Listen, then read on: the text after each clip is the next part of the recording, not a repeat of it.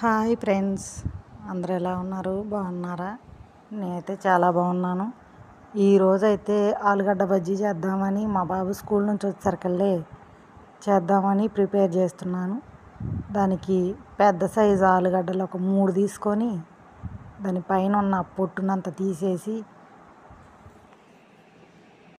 శుభ్రంగా పొట్టంతా తీసేసి దాన్ని గిన్నెలో వాటర్లో కడగాలి. ఆలుగడ్డని శుభ్రంగా వాటర్తో కడిగేసి తర్వాత మళ్ళీ మంచిగా గిన్నెలో వాటర్ తీసుకొని దాంట్లో 1 స్పూను కల్లుప్పు వేసి ఆ కడిగిన ఆలుగడ్డల్ని మొత్తం సన్నగా ముక్కలుగా కట్ చేసుకోవాలి.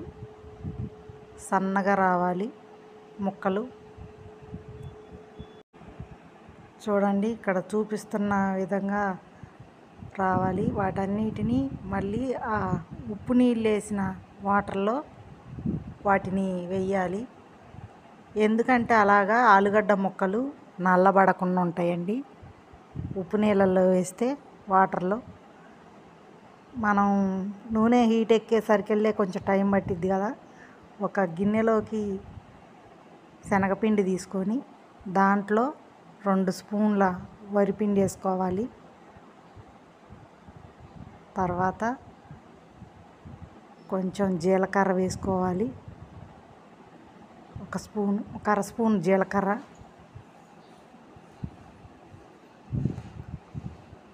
కొంచెం కొత్తిమీర,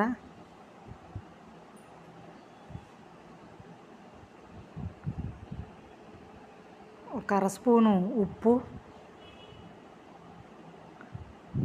కొంచెం 2 చిటికెలంత వంట సోడా, 2 రెమ్మలు కరివేపాకుని కొంచెం ముక్కలు చేసి వేసుకోవాలి.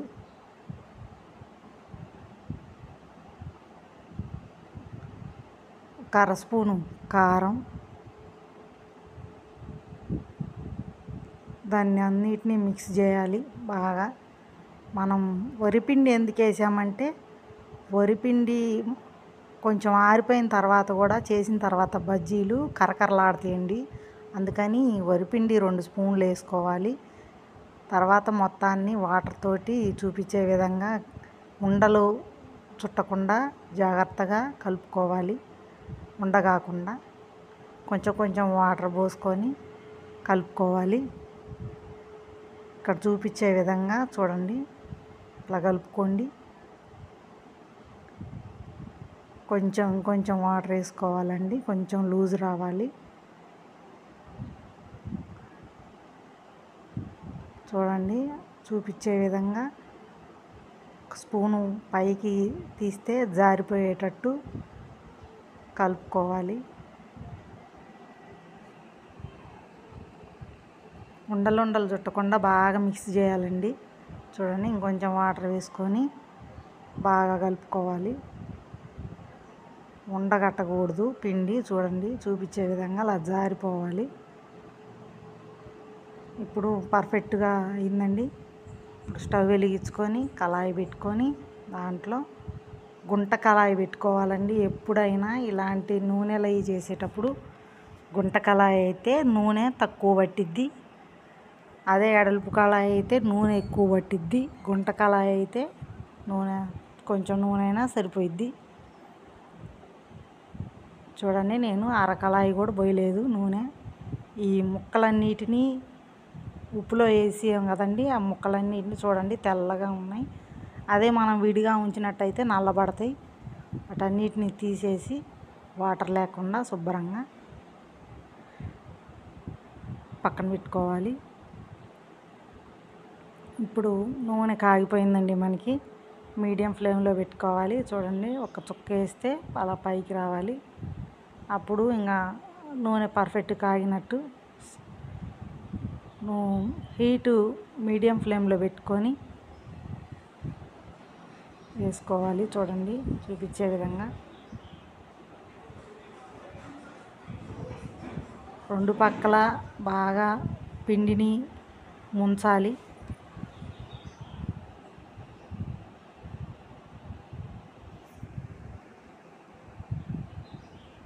చూడండి, వాటిని 2 పక్కల తిప్పి స్టవ్ని మీడియం ఫ్లేమ్లోనే ఉంచుకోవాలండి. అప్పుడే మంచిగా మనకి వేగుతుంది లోపల ఉన్న ఆలుగడ్డ కూడా. చూడండి అలా రెడ్ కలర్లోకి వచ్చిన తర్వాత తీసేసుకోవాలి. మా బాబుకి స్నాక్స్ టైం అండి ఇప్పుడు. ఇంట్లో ఎన్ని చేసినా కానీ బయటియే తింటారు పిల్లలు. అయినా కానీ అప్పుడప్పుడు ఇలా ట్రై చేస్తూ ఉంటాము. చూడండి చేతికి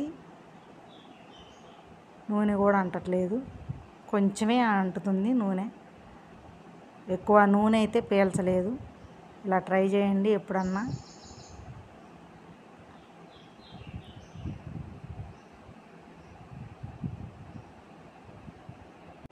ఈ బజ్జీలు కలర్ రావాలంటే కొంచెం పసుపు కూడా వేసుకుంటారండి. నేనైతే పసుపు వేయలేదు, కొంతమంది వేసుకుంటారు.